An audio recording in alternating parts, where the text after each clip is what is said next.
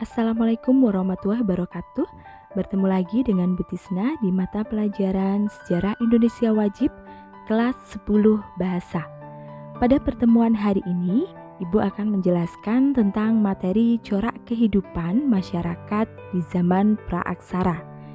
Kita akan belajar tentang kebudayaan masyarakat pada saat awal masuk di Indonesia. Baik, langsung saja kita simak materinya ya. Kebudayaan masyarakat awal di Indonesia. Pengertian kebudayaan. Kebudayaan merupakan hasil cipta, rasa, dan karsa manusia. Dapat berwujud benda maupun abstrak, dan kebudayaan sangat dipengaruhi oleh perkembangan masyarakat maupun secara keseluruhan. Menurut Arnold J. Toynbee, kebudayaan timbul dan berkembang sebagai upaya manusia untuk menjawab tantangan yang ada pada alam sekitar. Sedangkan menurut Kunchoro-Ningrat, terdapat 7 unsur kebudayaan yang bersifat universal. Yang pertama, sistem religi. Yang kedua, sistem sosial atau organisasi. Yang ketiga, sistem pengetahuan. Yang keempat, bahasa. Yang kelima, kesenian. Yang keenam, sistem mata pencaharian. Yang ketujuh, sistem peralatan hidup atau teknologi. Bila dilihat dari benda-benda hasil budaya manusia purba, maka tahap-tahap perkembangan kebudayaan masyarakat awal di Indonesia dikelompokkan dalam pembabakan zaman sebagai berikut. Yang pertama, zaman Paleolitikum. Pada zaman ini terdapat 2 kebudayaan, yaitu kebudayaan Pacitan dan Ngandong. Di kebudayaan Pacitan ditemukan alat-alat dari batu, disebut kapak genggam atau kuper. Sedangkan kebudayaan Ngandong banyak ditemukan artefak dari tulang dan kapak genggam yang menjadi ciri khas manusia pendukungnya, seperti Homo soloensis, Meganthropus, dan Pithecanthropus erectus. Yang kedua, zaman Mesolitikum.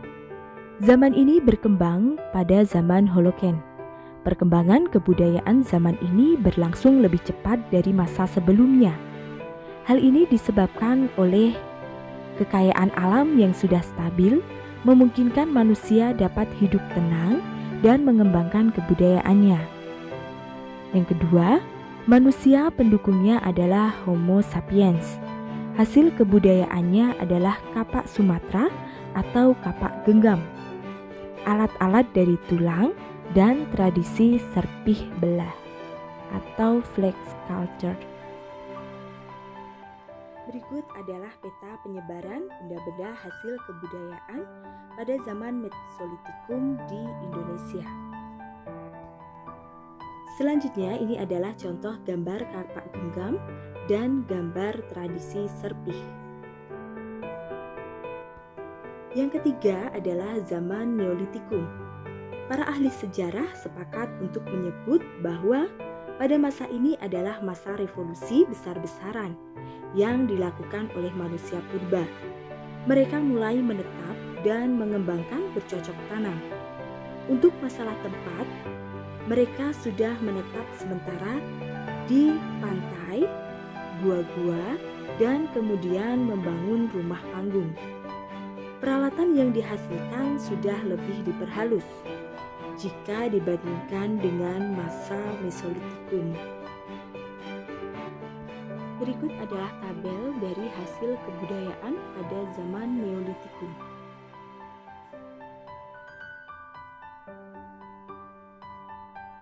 Selanjutnya adalah zaman Megalitikum. Megalitikum merupakan kebudayaan yang menghasilkan bangunan atau dari batu besar.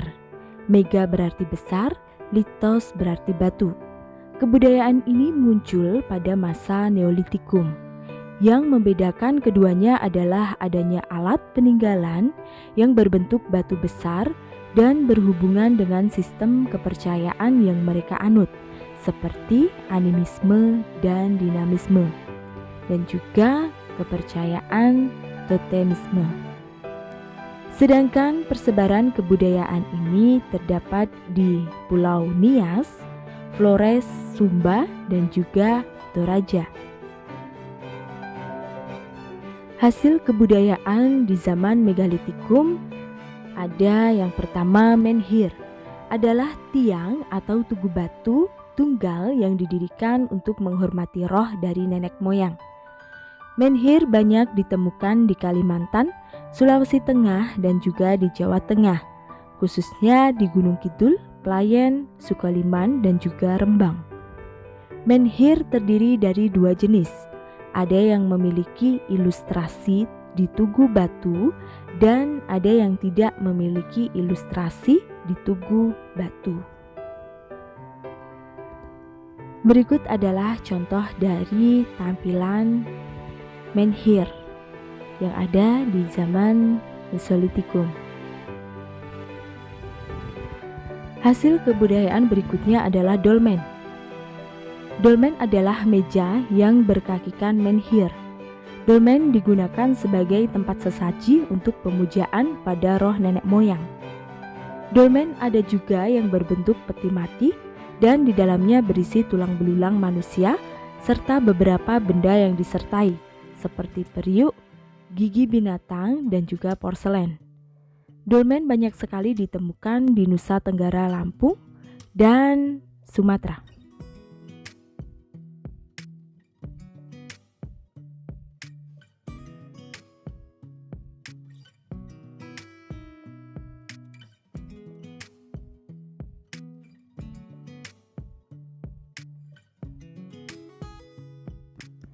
Selanjutnya adalah sarkofagus. Sarkofagus merupakan lesung yang mempunyai tutup dan berfungsi sebagai peti mati atau keranda. Bentuknya ada yang bermacam-macam, ada yang seperti binatang, ada yang bulat utuh.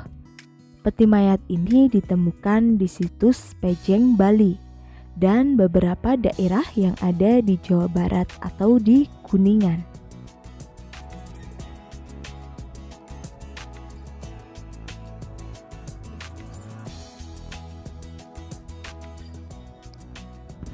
Selanjutnya adalah punden berundak.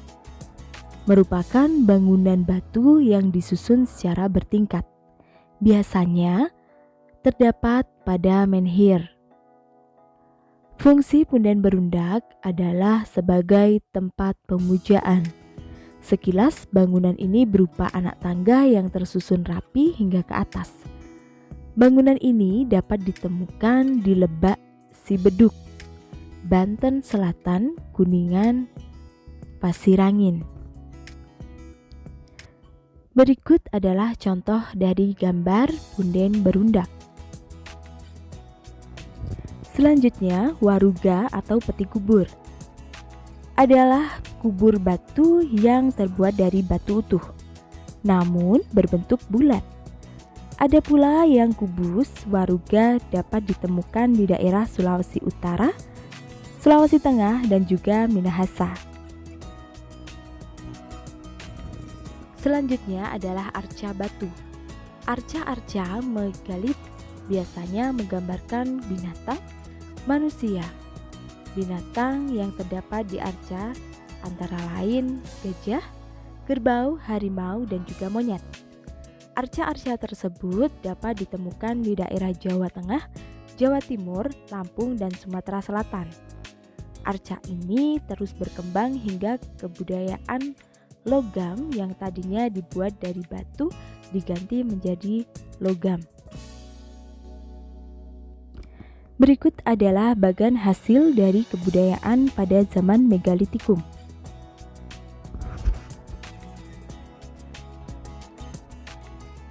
Pada teori von Hien-Geldern, membagi kebudayaan megalitikum menjadi dua.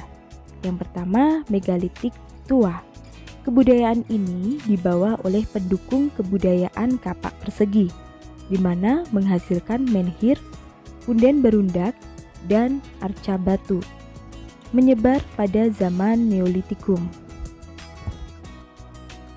Yang kedua adalah megalitik muda, didukung oleh kebudayaan Dongsan, menghasilkan kubur peti batu, dolmen, waruga, sarkofagus, dan juga arca.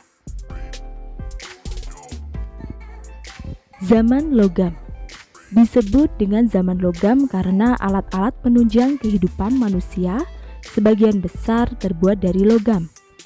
Zaman ini dapat dinamakan sebagai revolusi tahap 2 oleh masyarakat awal Indonesia, di mana mereka telah mampu mengolah dan melebur logam. Pembuatan benda-benda dari logam menggunakan teknik Essir Perdue. Caranya, benda yang dikehendaki dibuat dulu dari lilin, lengkap dengan bagian-bagiannya, kemudian lilin dibungkus dengan tanah liat, dan selanjutnya dipanaskan sehingga lilin menjadi cair. Kemudian logam cair dituangkan dalam cetakan dan setelah dingin dipecahkan hingga terbentuk peralatan yang dikehendaki.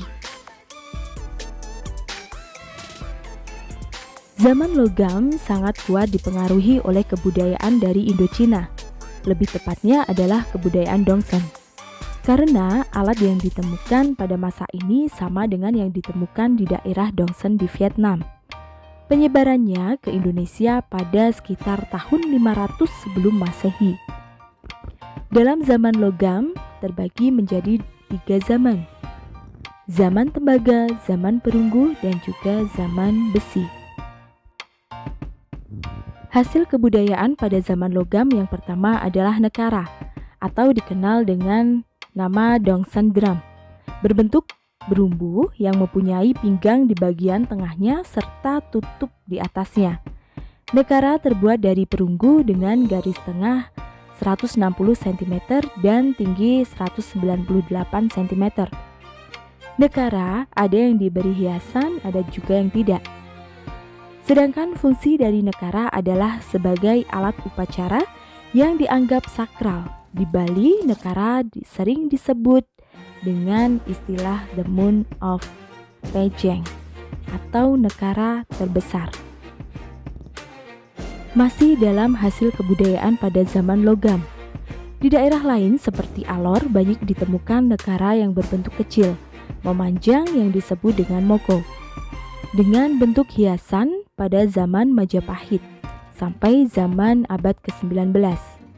Nekara juga menjadi bukti adanya hubungan antar wilayah Indonesia dan dunia luar seperti yang terlihat pada hiasan nekara yang ditemukan di Kepulauan Selayar dan juga K dengan hiasan gajah, merak, dan juga harimau. Padahal binatang tersebut tidak terdapat di daerah itu.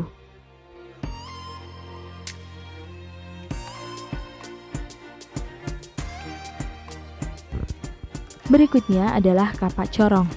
Kapak ini berbentuk corong dengan belahan dan kapak ini disebut juga kapak sepatu karena bentuknya yang menyerupai sepatu. Fungsi dari kapak ini di samping untuk alat juga dipergunakan untuk alat upacara atau sebagai tanda kebesaran dari kepala suku. Jenis kapak ini banyak ditemukan di Sumatera Selatan, Bali, Rote, Sulawesi Selatan, Sulawesi Tengah. Sementara kapak kecil untuk alat upacara dan hiasan ditemukan di Yogyakarta. Dan kapak yang terindah ditemukan di Pulau Rote.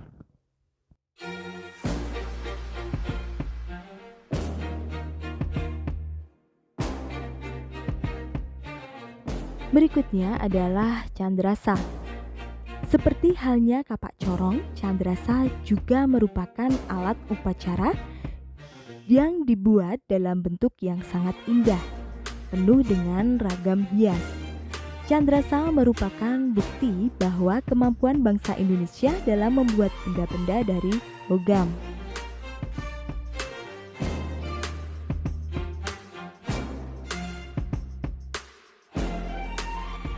Berikutnya adalah arca perunggu.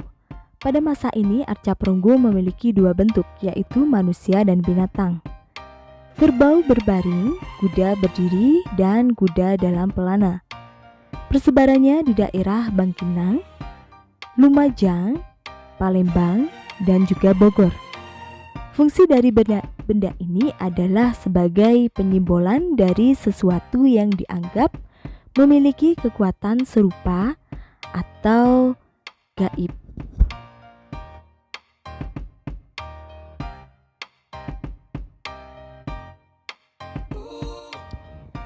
Selanjutnya adalah perhiasan perunggu. Perhiasan ini berbentuk cincin, gelang, kalung, liontin, serta manik-manik. Umumnya benda ini tidak memiliki pola hias, tetapi ada juga yang berpola geometrik dan berpola binatang. Sehingga persebaran benda tersebut banyak terjadi di Bali, Bogor, Yogyakarta, dan juga Malang. Fungsi dari perhiasan ini adalah sebagai simbol kekayaan, kemewahan, akan tetapi ada juga sebagai bekal kubur dan alat tukar serta sebagai benda pusaka.